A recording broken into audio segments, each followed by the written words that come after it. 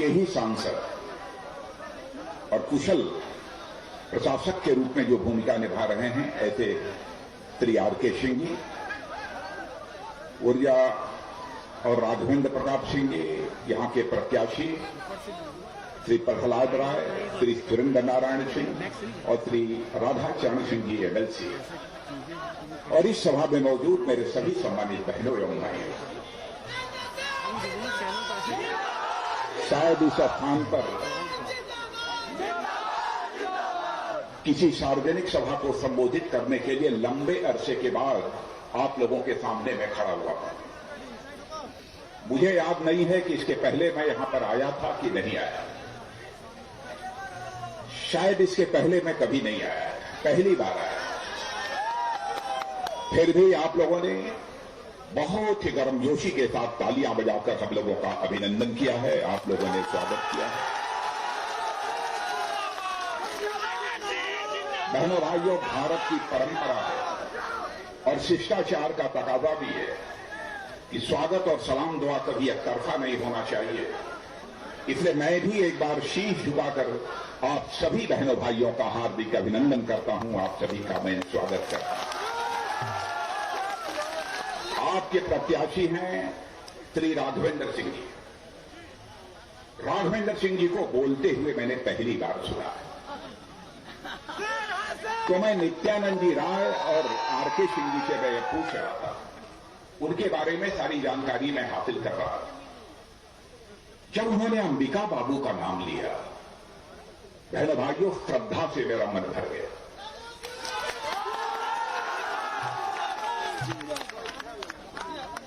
और यह भी मुझे बतलाया कि लगभग 4-5 बार से राघवेंद्र बाबू 6 बार से यहां के विधायक हैं।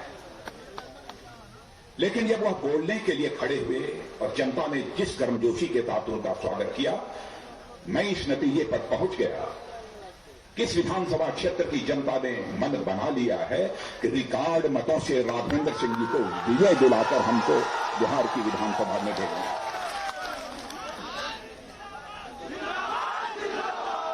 राघवेंद्र सिंह जी विधायक रहने के साथ साथ मंत्री भी रहे। बहनों भाइयों, किसी भी प्रत्याशी की, किसी भी व्यक्ति की अथवा किसी भी राजनीतिक पार्टी की सबसे बड़ी पूंजी होती है विश्वसनीयता, भरोसा। 6 बार वही व्यक्ति जीत सकता है जिसके प्रति जनता का भरोसा होगा, जिसके ऊपर जनता का विश्वास होगा।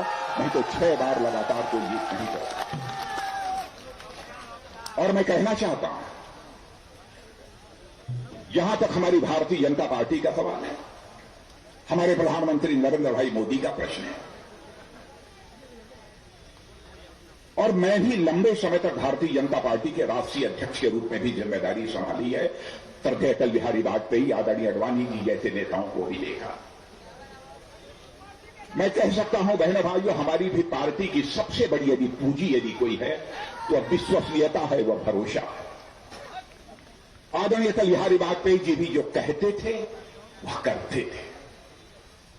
और आज के अपने प्रधानमंत्री नरेंद्र भाई मोदी के बारे में मैं बतला सकता हूं बहनों भाइयों, भारत ही नहीं सारी दुनिया में भारत का मस्तक ऊंचा करने का काम किसी मां के लाल ने किया है तो उसका नाम है नरेंद्र मोदी। और आपको जानकर आश्चर्य होगा, हमारी साख, हमारी विश्वसनीयता दुनिया में बड़े बड़े सैन्य शक्तियां, चाहे वह अमेरिका हो, चाहे वह फ्रांस हो, चाहे ब्रिटेन हो, चाहे ऑस्ट्रेलिया हो, आज वह भारत के साथ खड़ी है। बहनों भाइयों, यह हम सब के लिए गौरव का विषय है, यह कोई छोटी बात नहीं है। और जो कहा हमारी सरकार ने उसको किया। और मैं आपसे निवेदन करना चाहता हूं, जो हमने कहा हो, देखिए 1, 2, 4 बातें छोटी मोटी छूट जाए वो अलग की बात है, लेकिन अपने घोषणा पत्र में जो भी कहा है न पूरा किया हो, आप हाथ हिला दीजिए कि नहीं पूरा किया। मैं इसे स्वीकार कर लूंगा। क्या यह सच नहीं है? जब से हमारी पार्टी की स्थापना हुई है तब से हम कहते चले आ रहे हैं, जिस दिन भारत की संसद में हमको स्पष्ट बहुमत मिल जाएगा, उस दिन जम्मू कश्मीर को जो धारा 370 के तहत स्पेशल स्टेटस मिला हुआ है, हम उसको चुटकी बजाकर समाप्त कर देंगे और उसको हम देखेंगे। क्या हमने अपने घोषणा पत्र में यह नहीं कहा था कि जिस दिन हमको स्पष्ट बहुमत मिल जाएगा सरकार चलाने के लिए, तो अयोध्या की धरती पर भव्य राम का मंदिर बनने से दुनिया की ताकत हमें कोई रोक नहीं सकती है, वो भी बनने जा रहा है। हमने अपने घोषणा पत्र में यह भी कहा था और इसलिए कहा था कि हम धर्म, जाति और मजहब के आधार पर भेदभाव नहीं करते, हम राजनीति यदि करते हैं तो इंसाफ और इंसानियत के आधार पर राजनीति करते हैं। हमने कहा था कि हमारी सरकार बन गई, पूर्ण बहुमत मिल गया, हमारी मुस्लिम बहनों के साथ जो जुल्म होता है, जो जाति होती है, 3 बार तलाक बोल दिया, सारी जिंदगी बर्बाद हो गई। हम इस 3 तलाक को समाप्त करेंगे बहनों भाइयों, और चुटकी बजाकर हम लोगों ने इसे समाप्त किया। भारत का विभाजन होना नहीं चाहिए। विडंबना थी 1947 में भारत माता के 2 टुकड़े हो गए, भारत बन गया, पाकिस्तान बन गया। लेकिन पाकिस्तान में जो रहने वाले अल्पसंख्यक थे, उनके ऊपर कैसा जुल्म ढाया गया है, कभी कभी समाचार पत्रों में पढ़ने को आपको मिलता रहा होगा। बहनों भाइयों, चाहे हिंदू हो, चाहे ईसाई हो, चाहे सिख हो, चाहे पारसी हो, जैन हो, बड़ी संख्या में लोग भागकर भारत आते थे, भारत में शरण लेते थे, तो जिंदगी झोपड़ी में गुजारनी पड़ती थी। हम लोगों ने फैसला किया था कि जो भी ऐसे अल्पसंख्यक प्रताड़ित होने के बाद पाकिस्तान से भारत में आएंगे, उनको हम नागरिकता प्रदान करेंगे, और नागरिकता का कानून भी बहनों भाइयों हम लोगों ने पास किया। दूसरी बात, मैं राजीव गांधी की आपको याद दिलाना चाहता हूं। राजीव गांधी जी हमारे प्रधानमंत्री थे। बहनों भाइयों, चाहे कांग्रेस का प्रधानमंत्री हो, जनता दल का हो, किसी का हो, मैं किसी प्रधानमंत्री के बारे में कभी भी गलत बात नहीं बोलता हूं, और कभी भी ऐसी बात नहीं बोलता हूं जिससे कि वह व्यक्ति अपमानित हो। क्योंकि हमारा मानना है, प्रधानमंत्री किसी राजनीतिक पार्टी का नहीं होता है, वो व्यक्ति नहीं होता है, वह स्वयं में संस्था होता है, इंस्टीट्यूशन होता है। और बहनों भाइयों, संस्थाओं की, मैं नौजवानों से भी कहना चाहता हूं, संस्थाओं की बराबर इज्जत की जानी चाहिए, चाहे किसी भी दल का वह क्यों हो, भले ही वो गड़बड़ हो, लेकिन सार्वजनिक रूप से उसका सम्मान किया जाना चाहिए। क्योंकि जब संस्थाओं के प्रति जब लोगों का विश्वास टूटने लगता है, तो बहनों भाइयों, उस देश को भी टूटने से दुनिया की कोई ताकत नहीं बचा सकती। जैसे परिवार में मुखिया पर भरोसा यदि टूट जाए तो परिवार नहीं चल सकता है, वैसे ही संस्था से यदि विश्वास उठ जाता है तो देश का लोकतंत्र भी समाप्त हो जाता है। उन्होंने कहा था कि हम 100 पैसा ऊपर से भेजते हैं, लेकिन 14 पैसा या 16 पैसा केवल नीचे तक पहुंच पाता है। धन्य है हमारे प्रधानमंत्री नरेंद्र मोदी। प्रधानमंत्री बनने के साथ ही मुझे याद है बहनों भाइयों, जब प्रधानमंत्री बने थे तो राष्ट्रीय अध्यक्ष मैं ही था। पहला काम जो उन्होंने किया, उन्होंने कहा कि राजनाथ जी, अब वो सिलसिला बंद होना चाहिए कि दिल्ली से 100 पैसा जाता है और नीचे 14 पैसा और 16 पैसा पहुंचे। फैसला किया हमारे प्रधानमंत्री ने कि प्रधानमंत्री जनधन योजना के अंतर्गत सारे लोगों के खाते खोल दिए जाएं बैंकों में। बहनों भाइयों, खाते खोल दिए। अब मैं बतलाना नहीं चाहता है क्या क्या उसमें आता है।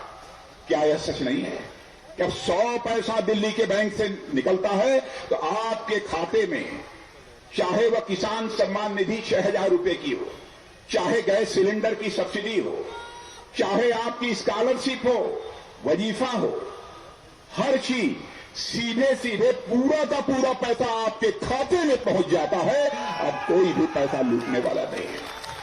यह विश्वास और भरोसा हम लोगों ने दिया है कि नहीं। स्टूडेंट, यहां छात्र भी खड़े हैं, स्टूडेंट क्रेडिट कार्ड हम लोगों ने जारी किया है बहनों भाई, और 2 लाख मैं बिहार की बात बतला रहा हूं। 2 लाख छात्रों को सस्ते दर पर कर्ज दिया जा रहा है।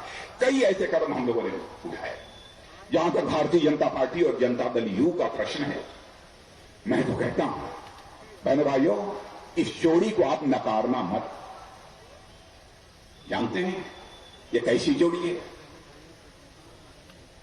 जैसे क्रिकेट में सचिन और सहवाग की ओपनिंग जोड़ी थी,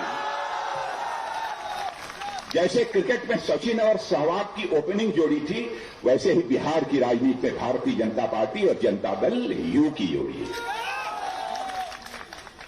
मैं यहां के मुख्यमंत्री नीतीश कुमार जी के बारे में भी कहना चाहता हूं। सुशील मोदी जी को भी आप अच्छी तरह जानते हैं, उनके बारे में मैं कहूं, क्योंकि ये लोग सरकार का नेतृत्व कर रहे हैं। आप यह तो कर सकते हैं कि नीतीश कुमार जी ने, सुशील मोदी ने यह काम किया, यह नहीं किया, इस पर तो आप बहस कर सकते हैं। लेकिन बहनों भाइयों, मैं भी लंबे समय से राजनीति कर रहा हूं और यहां तक कि भारत का गृह मंत्री होने के नाते खुफिया विभाग भी हमारे पास रहा है। मैं कह सकता हूं, चाहे हमारे वो नीतीश कुमार हों अथवा सुशील मोदी, बहनों भाइयों, बिहार नहीं, भारत का कोई व्यक्ति उंगली उठाकर नहीं कह सकता कि उनके ऊपर भ्रष्टाचार की कोई दाग लगी हुई है। भ्रष्टाचार के अंतर्गत उन्हें जेल की हवा नहीं खानी पड़ी। क्या यह कोई छोटी बात है? जिसके हाथ में हजारों करोड़ रुपए हो, उसके ऊपर भ्रष्टाचार का आरोप नहीं। और आज तरह तरह की बातें की जा रही हैं। क्या यह सच नहीं है लोगों के घरों में बिजली पहुंच रही है? बहनों भाइयों, लालटेन युग समाप्त हो चुका है। अब एलईडी युग आ गया है। एलईडी युग आ गया है। लालटेन युग समाप्त हो गया और लालटेन तब फूट गई बा।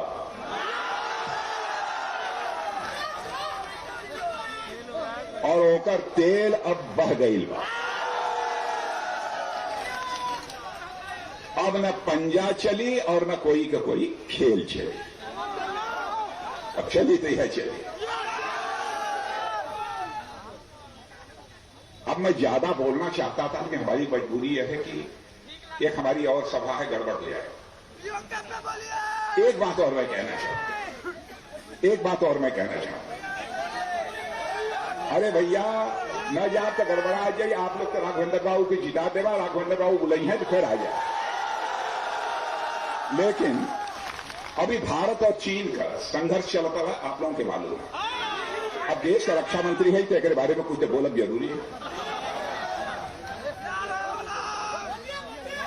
बहनों भाइयों, भारत और चाइना बॉर्डर पर गलवान घाटी में हमारे बिहार रेजिमेंट के जवानों ने बलिदान देकर भारत माता के स्वाभिमान को बचाया है। बहनों भाइयों, मैं उनकी शहादत को नमन करता हूं।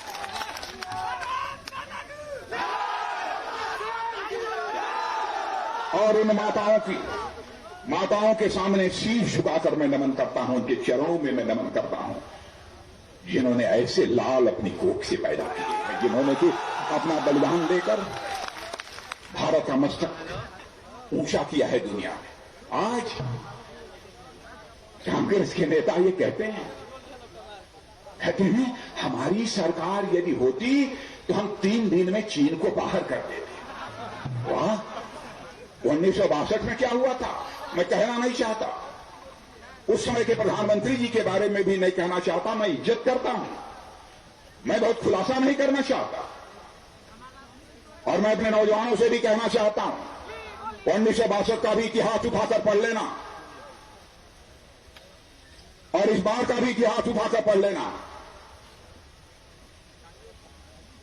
और यकीन दिलाकर जाना चाहता हूं रक्षा मंत्री के रूप में बहनों भाइयों, एक तो हमारे प्रधानमंत्री का सीना ही 56 इंच का है बहनों भाइयों। और यकीन दिलाकर जाना चाहता हूं, दुनिया की कोई ताकत भारत की 1 इंच जमीन पर भी कब्जा नहीं कर सकती है। 1 इंच जमीन पर कब्जा नहीं कर सकती। यह केवल ताली बजवाने के लिए मैं नहीं बोल रहा।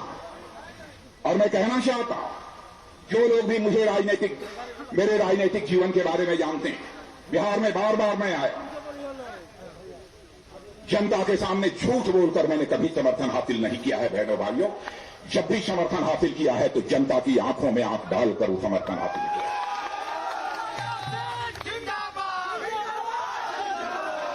और यदि सचमुच हालात क्या है वहां के, इसका मैं खुलासा कर दूं ना, तो आप लोग केवल ताली नहीं बजाएंगे बल्कि इसी धरती पर उछलने लगेंगे। यह हमारे भारत के सेना के जवानों ने किया है बहनों भाइयों। और मैं कहना चाहता हूं, यहां से लेकर यहां तक जितने भी आप सभी भाई बहन हैं, मैं सभी से कहना चाहता हूं, हमारे सेना के जवानों ने जो करिश्माई काम किया है बहनों भाइयों, एक बार सारे लोग, मीडिया के लोगों का ध्यान जाना चाहिए उधर, पब्लिक की तरफ, हमारी तरफ मत देखिए। एक बार सारे लोग हाथ उठाकर देश के सेना जवानों के सम्मान में तालियां बजाकर उनका अभिनंदन कीजिए बहनों भाइयों। यह मैं आप सभी से अपील करना चाहता हूं। आप सबको बहुत बहुत धन्यवाद। राघवेंद्र सिंह जी को जिताइए, राघवेंद्र सिंह जी को जिताइए। और यह मैं मानकर जाऊं